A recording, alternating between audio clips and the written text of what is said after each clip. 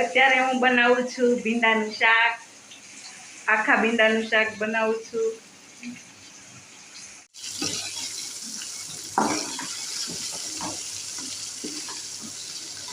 આ છે ભીંડાનું શાક।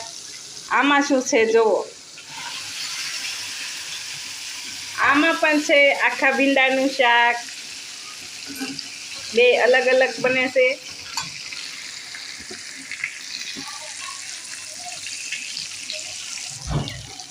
કેમ કે મને ભાવે છે ચણાનો લોટ નાખીને મસાલો બનાવ્યો હોય એ ભીંડાનું શાક, એમને ભાવે છે એકલું મરચું, લસણ, હળદર અને મીઠું નાખીને સીંગું ભર્યું હોય ને એવું, એટલે બેયનું શાક અલગ અલગ બને છે।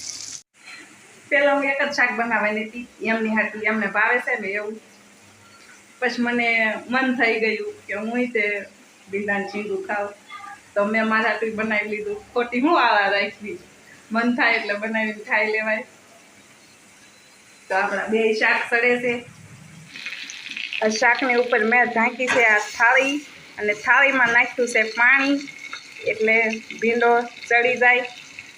પાણી ઉપર થાળીની ઉપર નાખવાનું, અંદર નથી નાખવાનું। તો અત્યારે હું બનાવવાની છું ખમણની ચટણી। આપણે ખમણ આરે લીલા કલરની ચટણી આવે એ બનાવવાની છે। તો હાલો ચટણી બનાવવાનું શરૂ કરવી। ખમણની ચટણી બનાવવા માટે મેં લીધા છે આ 3 લીલા મરચાં, આ 3 ખમણના ટુકડા, આ વાટીદાળના ખમણ છે। ખમણને આપણે ભાંગીને મિક્સર જારમાં નાખી દેવી। હવે નાખવાના છે લીલા ધાણા,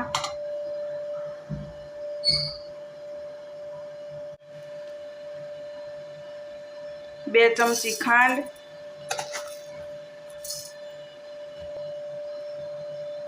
1/2 ચમચી મીઠું, 1 લીંબુનો રસ,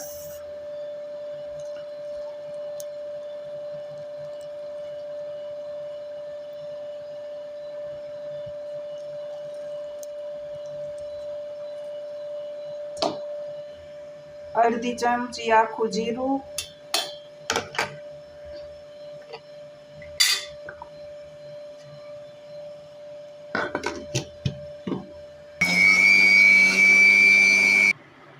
હવે થોડુંક ઠંડુ પાણી ઉમેરવાનું છે।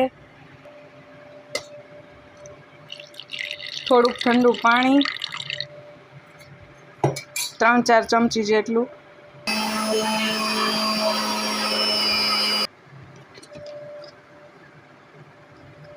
ચટણી તૈયાર થઈ ગઈ છે। હવે એને વાટકામાં કાઢી લેવી।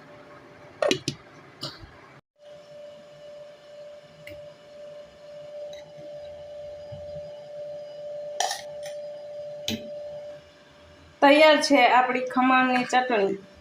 આપણે ઘરે ખમણ અને ઢોકળા ને એવું બનાવીએ એટલે ચટણીની માથાકૂટ હોય, પણ આવી રીતે બનાવજો, બહુ મસ્ત લાગે છે। તો આપણી ચટણી તૈયાર થઈ ગઈ છે। હવે ટેસ્ટ કરાવશું। આ પ્લેટ તૈયાર કરી દીધી છે, ખમણ અને આપણે ઘરે બનાવેલી ચટણી છે। જો કેવા હુતા છે, આજ તો રજા છે, રજાની મજા લેશે અને ફોન ઘુમાડે છે।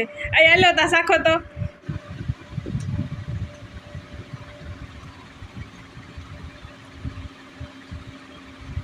મસ્ત બની છે। આપણે સમોસા ખાઈને કરતા હારી છે। આપણે સમોસા લાવી કે ગમે કાંઈ પણ વસ્તુ લાવી તારે જ બનાવવાની।